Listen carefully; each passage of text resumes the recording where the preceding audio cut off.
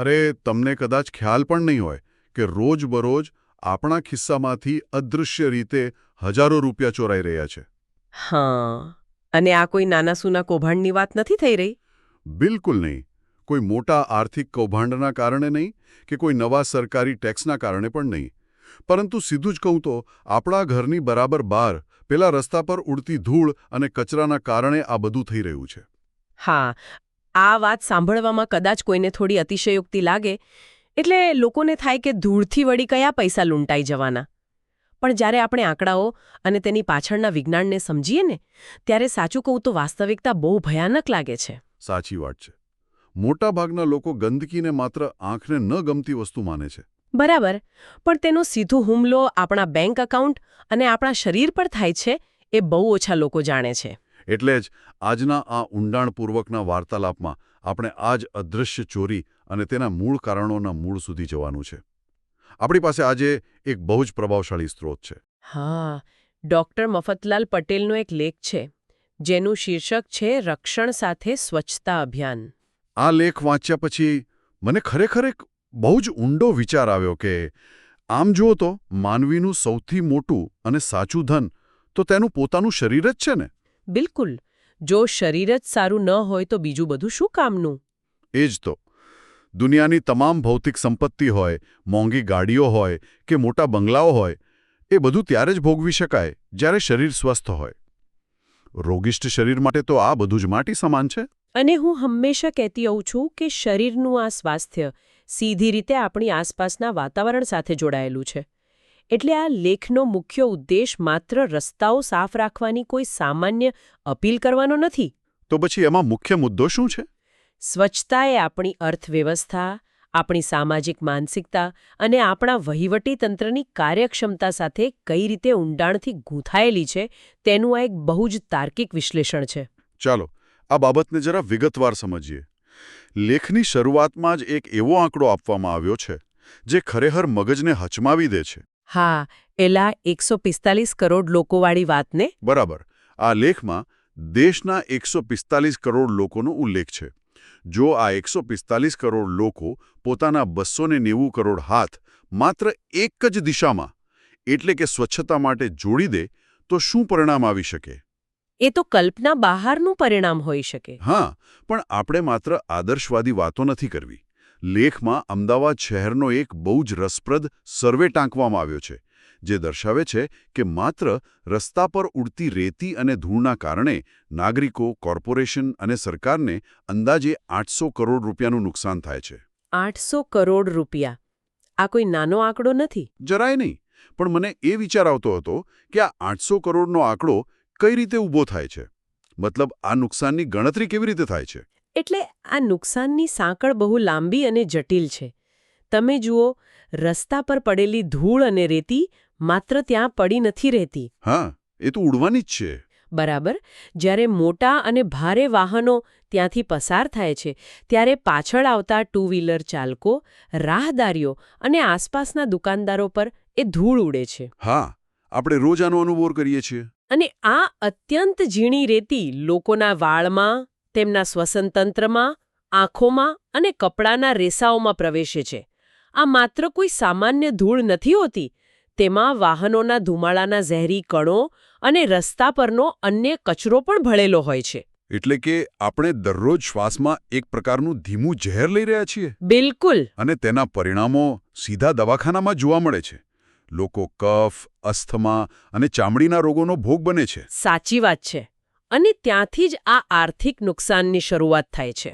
એટલે જો આપણે માત્ર સામાન્ય માણસના રોજિંદા ખર્ચની જ ગણતરી કરીએ તો સૌથી પહેલાં તો ડૉક્ટરની ફી અને દવાઓનો ખર્ચ. હા, અને એ સિવાય દિવસમાં 2-3 વાર નહાવા પાછળ વપરાતો પેલો સાબુ, તેમાં વેડફાતું અમૂલ્ય પાણી અને દરરોજ ખરાબ થતા કપડાં ધોવાનો ખર્ચ. અરે વાહ! આ રીતે તો મેં ક્યારે વિચાર્યું જ નહોતું. આ બધું જ ભેગું કરીએ તો લેખ મુજબ એક વર્ષમાં માત્ર એક શહેરમાં 500 કરોડ રૂપિયા લોકોના ખિસ્સામાંથી સીધા જ ધોવાઈ જાય છે.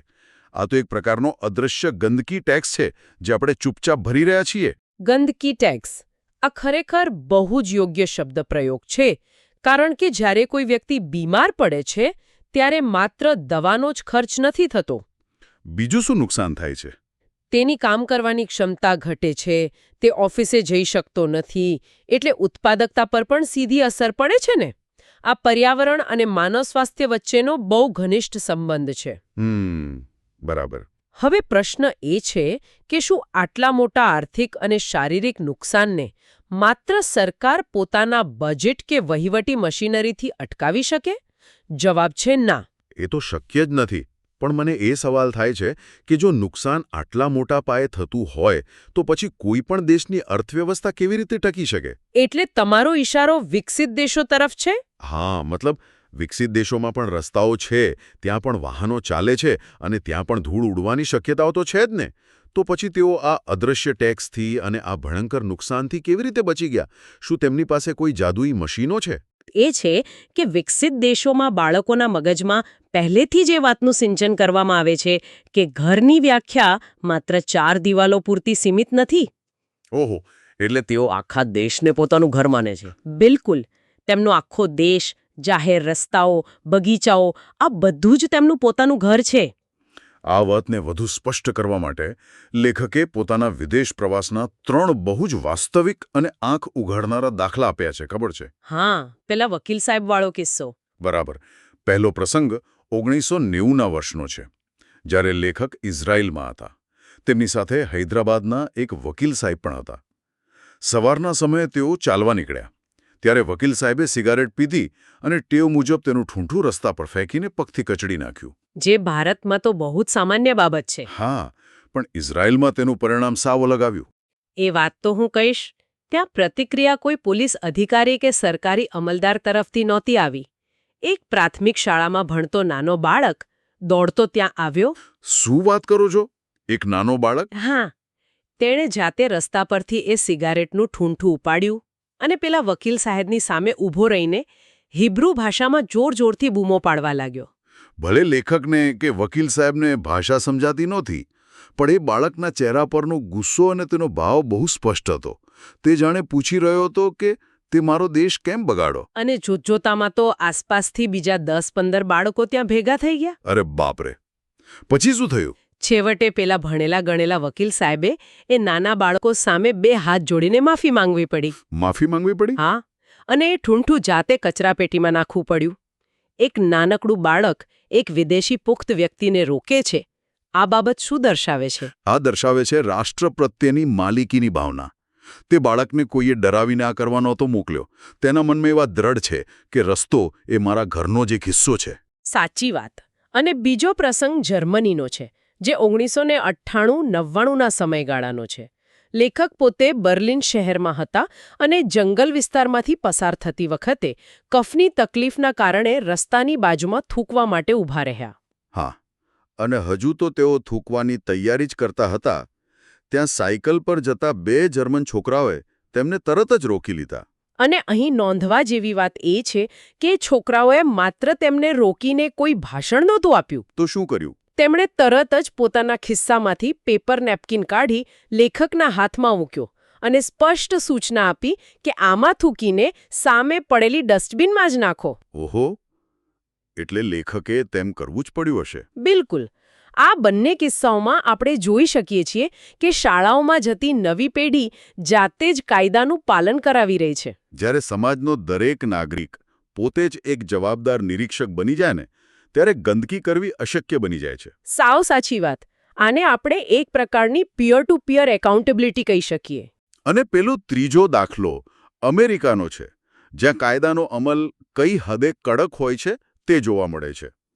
લેખક અમેરિકાને એક જંગલમાં કેમ્પિંગ કરી રહ્યા હતા. હા, અને રાત્રે 1 વાગ્યાનો સમય હતો. ગાઢ અંધારું હતું. બરાબર. લેખકને શૌચાલય જવાની જરૂર ઊભી થઈ. પરંતુ અંધારાના કારણે તેઓ કેમ્પની બહાર જ ખુલ્લામાં પેશાબ કરવા માટે ગયા. અને જંગલ તો ખાલી જ હોય ને, એમને એમ કે કોણ જોવાનું છે. પણ આટલા મોટા જંગલમાં રાત્રે 1 વાગે પણ કાયદાની નજર તેમના પર હતી. અચાનક પાછળથી કોઈએ તેમનો ખભો પકડ્યો. એ કોઈ જંગલી પ્રાણી નહોતું, પણ અમેરિકન પોલીસનો જવાન હતો. રાત્રે 1 વાગે જંગલમાં? હા. તેણે લેખકનો હાથ પકડીને તેમને ત્યાંથી 1 ફરલાંગ દૂર આવેલા શૌચાલય સુધી ચલાવ્યા અને પછી પાછા કેમ્પ સુધી મૂકી ગયો. એટલે આ નિયમો માત્ર માનવ મળ મૂત્ર પૂરતા સીમિત નહોતા. લેખમાં સ્પષ્ટ જણાવાયું છે કે જો જંગલમાં રાંધેલો વધારાનો ખોરાક કે કચરો ખુલ્લામાં ફેંકવામાં આવે તો તેના પર સીધો $200નો દંડ ફટકારવામાં આવતો. બાપરે, $200? હા, જંગલ કે જે માનવ વસવાટથી દૂર છે ત્યાં પણ ગંદકી ચલાવી લેવામાં આવતી નથી.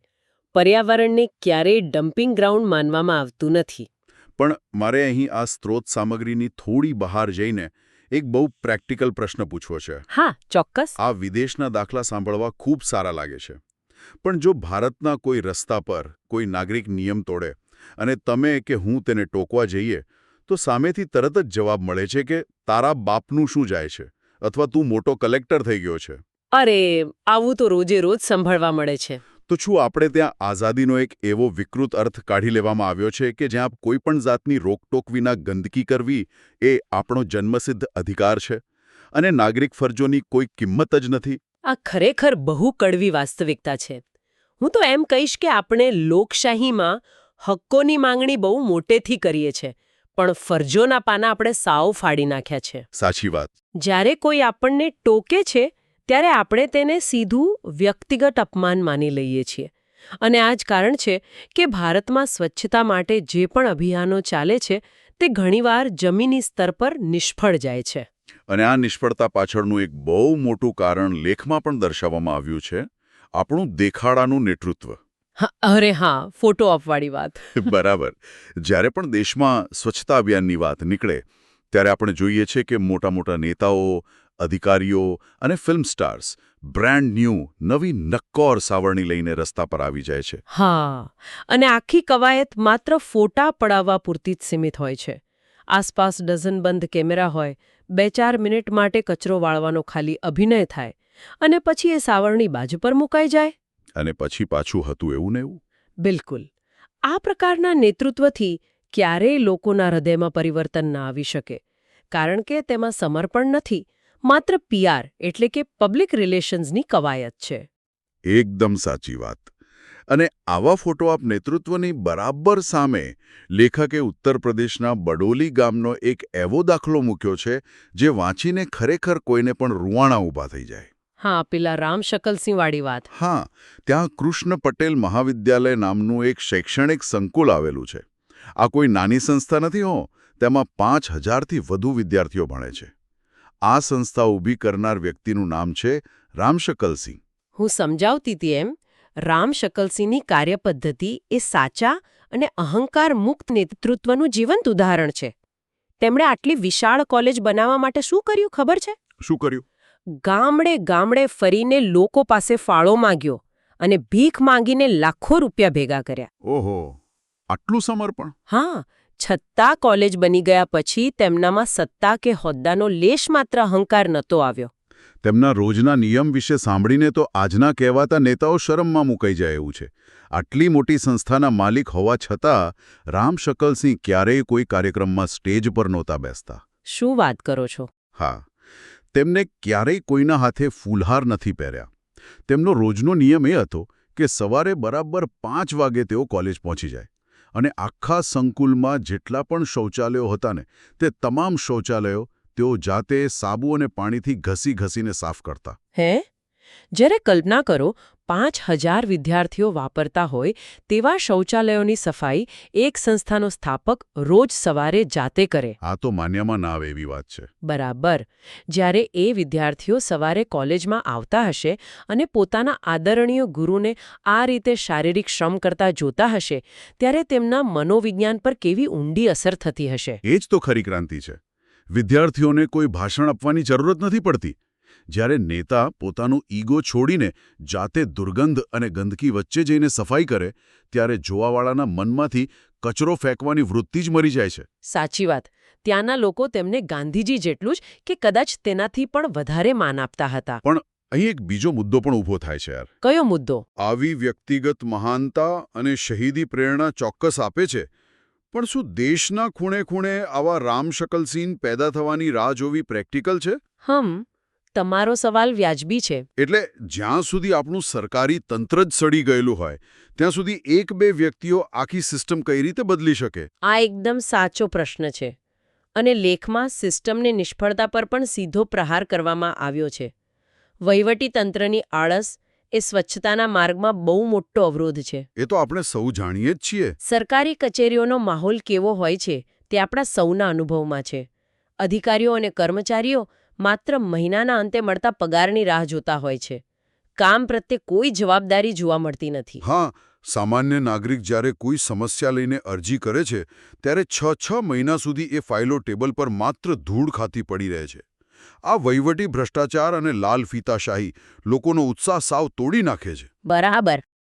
જ્યારે નાગરિક જુએ છે કે મારા ઘર પાસેના કચરાના ઢગલા માટે મેં 5 વાર ફરિયાદ કરી અને કોઈ પગલાં ન લેવાયા, તો પછી તે જાતે પણ કચરો ફેંકવા જ માંડે છે ને. આની બરાબર સામે વિકસિત દેશોનું મોડેલ જોઈએ તો ત્યાં એક બહુ જ સાયન્ટિફિક પ્લાનિંગ જોવા મળે છે. સાયન્ટિફિક પ્લાનિંગ એટલે શું? એટલે કચરો ઉત્પન્ન થવાથી લઈને તેના નિકાલ સુધીની આખી ચેઇન ગોઠવાયેલી હોય છે.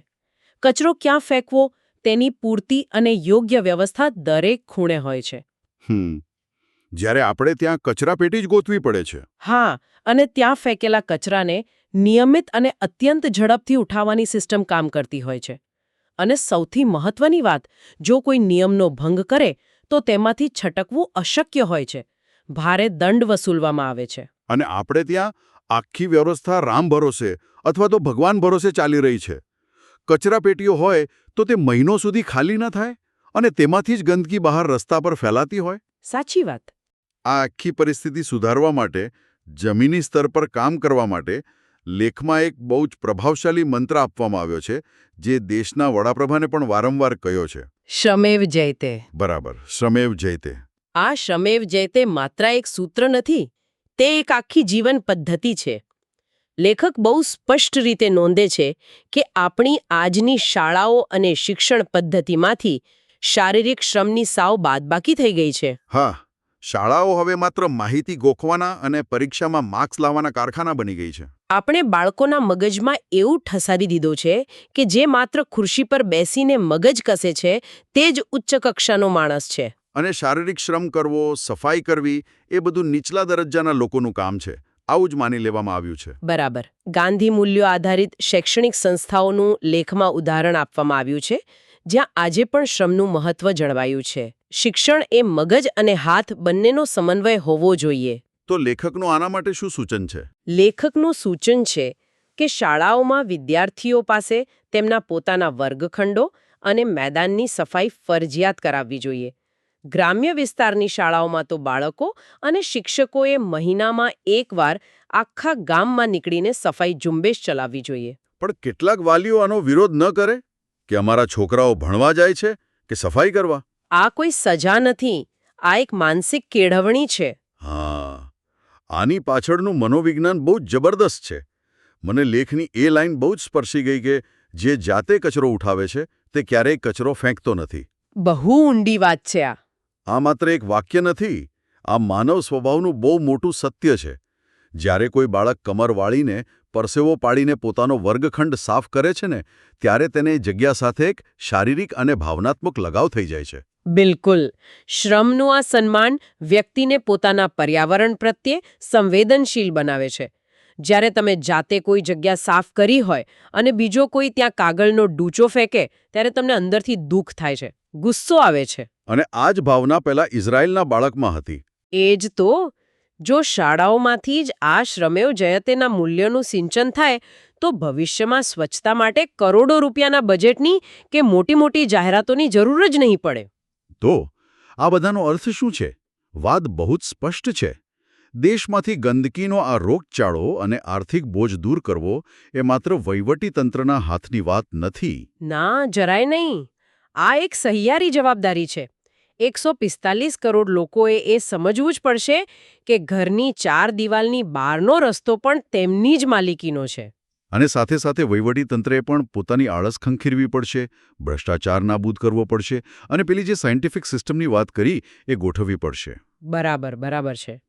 બીજી તરફ નેતાઓએ માત્ર દેખાડા કરવાનું બંધ કરીને પહેલા રામ શકલસિંહ જેવું વાસ્તવિક સમર્પણ બતાવવું પડશે. અને સૌથી અગત્યનું, શિક્ષણમાં શારીરિક શ્રમને ફરીથી માનભર્યું સ્થાન આપવું પડશે. હા, આ બધા પરિબળો જ્યારે એક સાથે કામ કરશે ત્યારે જ કાયમી પરિવર્તન આવશે. સાચી વાત. હવે આજના આપણા આ ઊંડાણપૂર્વકના વિશ્લેષણના અંતે આ સ્ત્રોત સામગ્રીની બહાર જઈને એક બહુ જ ઊંડો અને વિચારવા જેવો મુદ્દો ઊભો થાય છે જે મારે શ્રોતાઓ સમક્ષ મૂકવો છે. કયો મુદ્દો? આજના આ અત્યાધુનિક ડિજિટલ યુગમાં આપણે ભૌતિક દુનિયાથી ધીમે ધીમે બહુ દૂર જઈ રહ્યા છીએ. એ તો છે. આપણે દરેક નાના શારીરિક કામ માટે હવે કોઈને કોઈ એપ્લિકેશન કે સર્વિસ પર આધારિત થઈ ગયા છીએ. હા, જમવાનું બનાવવાથી લઈને ઘર સાફ કરવા સુધી આપણે આપણા શારીરિક શ્રમને જાણે આઉટસોર્સ કરી દીધો છે, એટલે કે બીજા લોકો પર ઢોળી દીધો છે. બિલકુલ. તો આપણા સૌ માટે વિચારવાનો વિષય એ છે કે જો કોઈ સમાજ પોતાના રોજના પાયાના શારીરિક કામો પૂરેપૂરા અન્ય લોકો પાસે જ કરાવવા લાગે તો શું તે સમાજ ધીમે ધીમે પોતાની નાગરિક ફરજની સમજ અને પોતાની જમીન, પોતાના વાતાવરણ સાથેનો લગાવ કાયમ માટે ગુમાવી બેસશે? આ ખરેખર વિચારવા જેવો પ્રશ્ન છે. કેવો પ્રશ્ન છે જેના પર આપણા દરેકે ગંભીરતાથી મનોમંથન કરવાની જરૂર છે. ચાલો, આગામી સમયમાં નવા વિષય અને નવી માહિતી સાથે ફરી મળીશું. આવજો. આવજો.